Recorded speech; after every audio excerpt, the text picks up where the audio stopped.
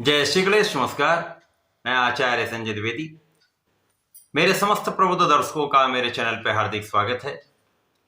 प्रिय दर्शकों, आज मैं सूर्यदेव के राशि परिवर्तन प्रभाव को लेकर आपके सम्मुख उपस्थित हूं। नवग्रहों में राजा सूर्यदेव 14 मार्च को अपनी राशि का परिवर्तन करने जा रहे हैं तथा वर्तमान समय में कुंभ राशि में गोचर कर रहे हैं। अब इनका परिवर्तन देवगुरु बृहस्पति की मीन राशि में होगा। अब क्योंकि गुरुदेव बृहस्पति और सूर्य का गुरु और शिष्य का संबंध है, गुरु और राजा का संबंध है, ये मित्रवत भाव में होकर अत्यंत प्रभावी होने वाला है।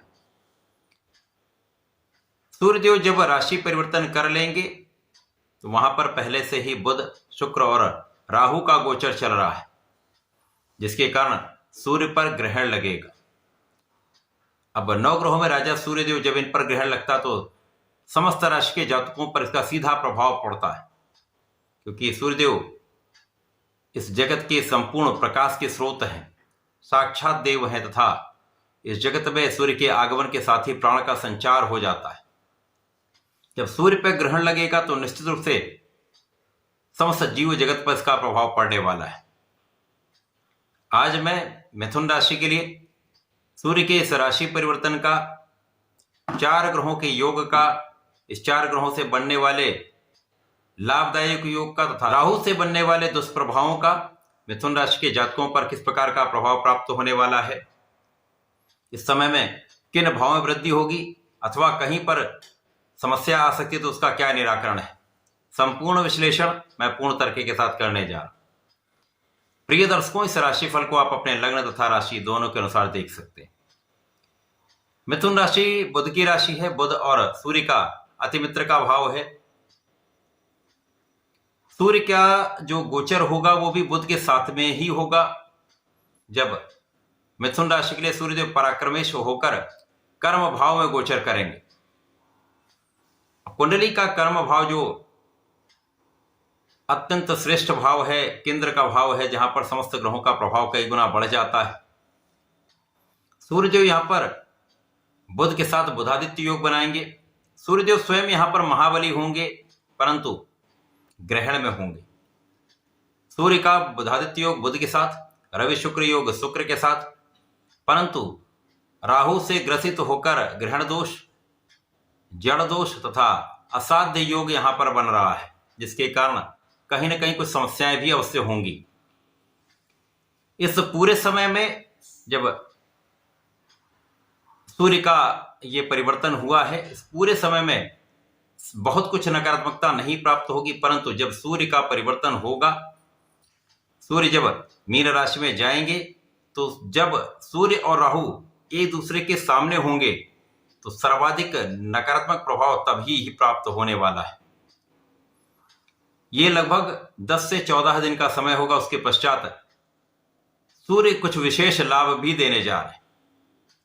10वां भाव आपका अत्यंत प्रबल होने वाला है, परंतु जब 4 ग्रहों का संयोजन बनता है तो कुछ अति आत्मविश्वास, कुछ विचार करने में असमर्थता अथवा कुछ जल्दीबाजी के गुण के कारण अथवा बिना विचारे कार्य करने के कारण अथवा अपने वाणी के दुष्प्रभाव के कारण यहां पर समस्याएं होती हैं।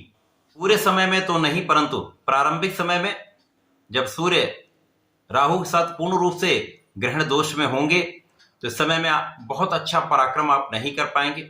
आपके परिश्रम में कमी होगी, क्योंकि इस समय में हो सकता है कुछ स्वास्थ्य समस्याएं हो, मन का विचलन हो, माइंड का डिविएशन जब होता तो आप सही विचारशील होकर कार्य नहीं कर पाते हैं, तो भी कहीं ना कहीं उतना अच्छा लाभ आपको प्राप्त नहीं होता। जब स्वास्थ्य समस्याएं होती हैं तो आप पूर्ण परिश्रम नहीं कर पाते। जब यहां पर सूर्य भी, आपका आत्मबल भी निर्बल होगा, आपके राशि का स्वामी भी निर्बल होगा, तो यहां पर कहीं ना कहीं प्रारंभिक समय में समस्याएं अवश्य आएंगी। कुछ मौसम के रोगों की संभावना होती है। इसी प्रकार से एक अज्ञात डर मन में रहता है कि यदि मैं ये करता हूं तो कहीं कुछ गलत ना हो जाए, अथवा कहीं पर अति आत्मविश्वास समस्या का कारण बन जाता है, अथवा अधिक बोलने के कारण अधिक विवाद की संभावना हो जाती है। लोगों के बीच में जब आप अत्यंत प्रभावशाली होते हैं तो कुछ पीठ पीछे आलोचना करने वाले लोग भी होते हैं, कुछ आपको डिगाने का प्रयत्न करने वाले लोग भी होते हैं। तो ये जो शत्रुवत भाव रखने वाले लोग हैं, ये कहीं ना कहीं अपयश का कारण बनते हैं।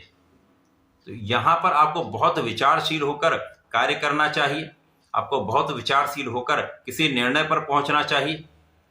विशेष रूप से जब सूर्य का परिवर्तन होगा तब से लेकर लगभग 2 सप्ताह तक आपको बहुत सजग रहना चाहिए।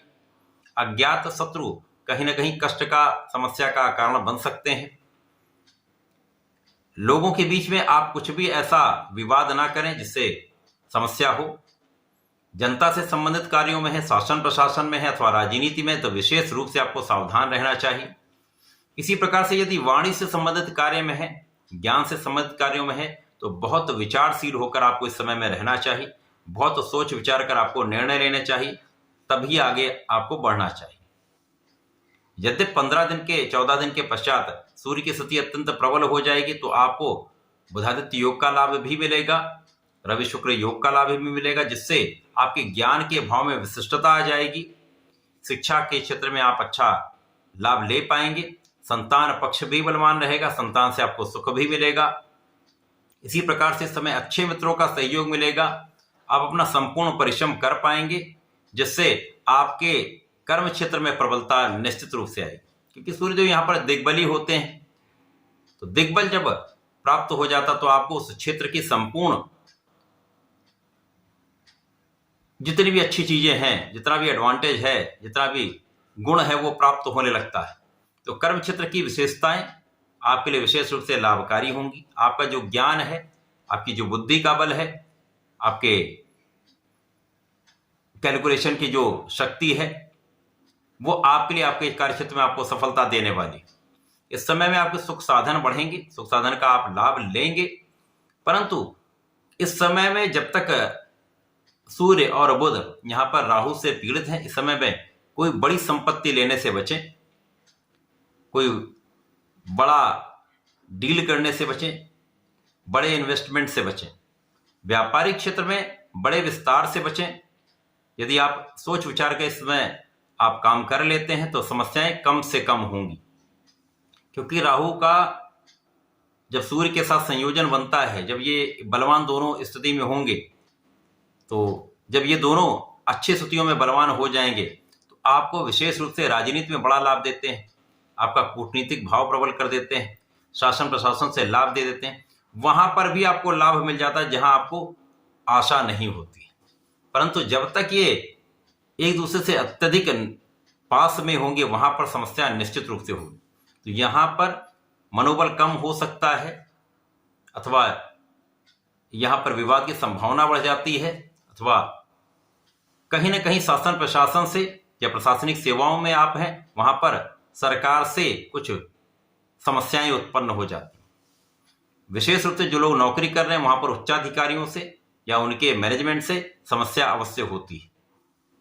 तो इस समय में किसी प्रकार के विवाद से बचें, अच्छा कोऑर्डिनेशन करके चलें, एक सामंजस्य बनाएंगे तो समस्याएं नहीं होंगी। इस प्रकार से यदि आप अपने सहकर्मियों के साथ या अपने साथ में काम करने वाले लोगों के साथ, या जो लोग सेवा में हैं उनके साथ यदि पूर्ण रूप से न्यायोचित रहते हैं, सहयोग करते हैं, तो ये समय संघर्ष के बाद भी आपको लाभ अवश्य देगा। इस माह के अंतिम 15 दिन जो हैं, जब सूर्य का प्रभाव विशिष्ट हो जाएगा, सूर्य अत्यंत बलवान हो जाएंगे, तो शासन प्रशासन से भी आपको लाभ देंगे, सरकारी नौकरी से भी आपको लाभ देंगे, व्यापारिक भाव में भी प्रबलता आएगी। आपको आपके बुद्धि के बल से, आपको अपने वाणी के बल पर बड़े लाभ प्राप्त हो सकते हैं।